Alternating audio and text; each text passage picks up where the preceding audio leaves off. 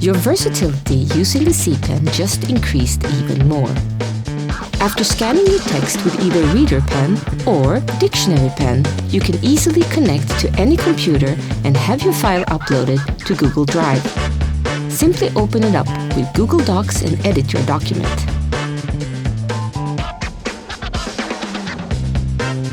You can also scan your text directly to Google Docs with the Reader Pen and Dictionary Pen.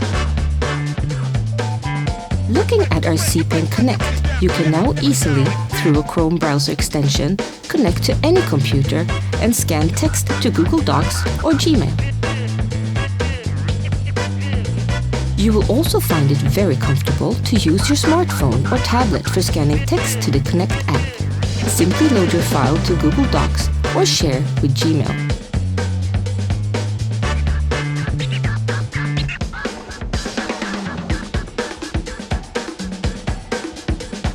Also, you may connect with Connect Keyboard and scan your text directly to the Google Docs app or Gmail.